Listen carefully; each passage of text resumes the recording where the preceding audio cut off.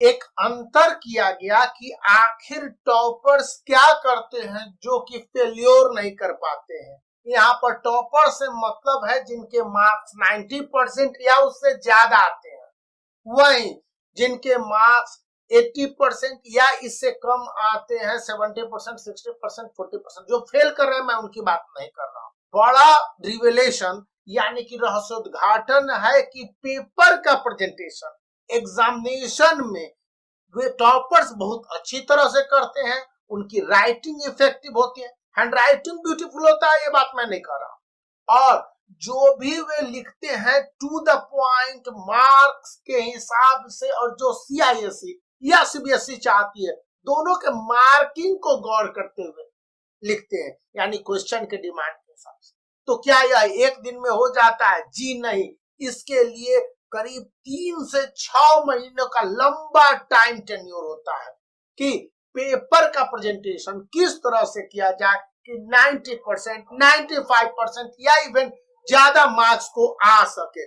तो इसके लिए स्टूडेंट को कई बातें गौर करनी पड़ती, बहुत कॉमन सी बातें हैं, लेकिन जो बातें सामने आई और मैं आपके साथ शेयर करना चाहूंगा कि सीआईएससी और सीबीएसई दोनों के जो क्वेश्चन पेपर होते हैं वो मोटे तौर पर, मैथमेटिक्स ले लीजिए या फिर साइंस ले लीजिए या हिंदी ले लीजिए, आईएससी में कॉमर्स के पेपर हो गए, इकोनॉमिक्स के पेपर हो गए, साइंस स्ट्रीम हो गए, आर्ट्स स्ट्रीम, ये कई पार्ट में बटे होते हैं।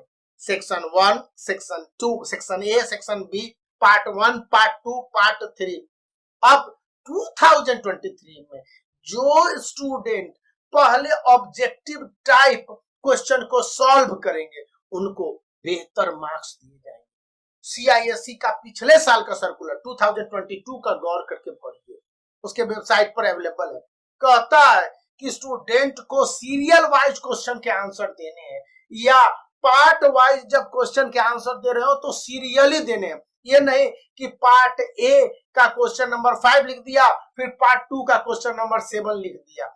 हालांकि टोटल नंबरिंग किया होता है क्वेश्चन में, लेकिन यह एक ऑड तरीका जो स्टूडेंट कर देते हैं और इसके आधार पर एग्जामिनर जो आपकी कॉपी को चेक करेंगे उनके पास मार्क्स काटने की पॉसिबिलिटी ज्यादा हो जाती है। इसलिए आपको पहले तो सेक्शन या पार्ट वाइज क्वेश्चन के आंसर लिखने हैं। दूसरी बात, पहले ऑब्जेक्टिव क्वेश्चन के आंसर को दे या उसके लिए स्पेस आप अपने आंसर सीट में छोड़ दें।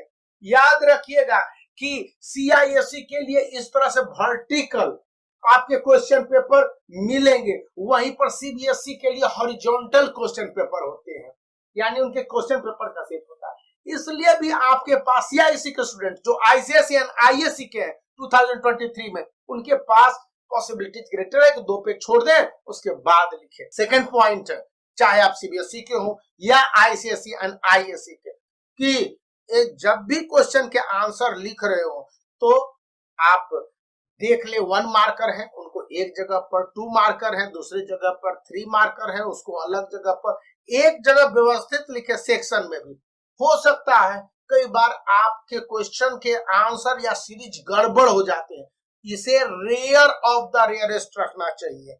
मतलब कि अक्सर सलाह दी जाती है, सुझाव दी जाती है कि भाई सबसे पहले उन क्वेश्चन को अटेम्प्ट करो आंसर के रूप में जहां पर कि आपके पूरे कॉन्फिडेंस हो।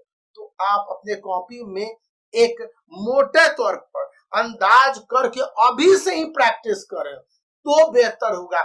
यदि सीआईएससी के स्टूडेंट यानी आईसीएसई एंड आईएससी वाले इस तरह के हॉरिजॉन्टल वर्टिकल क्वेश्चन पेपर पर लिखना घर पर प्रैक्टिस कर रहे हैं तो आसान होगी। वही सीबीएसई के स्टूडेंट के लिए हॉरिजॉन्टल क्वेश्चन पेपर आपको मार्केट से खरीद लेना होंगे और उस पर प्रैक्टिस करना होगा, क्योंकि अब क्रूशियल समय है। सेकंड है कि घर पर ही प्रैक्टिस कीजिए, जितना प्रैक्टिस आंसर लिखने की और नोट मेकिंग करने की यानी कि नोट्स बनाने की कर लेते हैं वो आपके लिए टू द पॉइंट होंगे।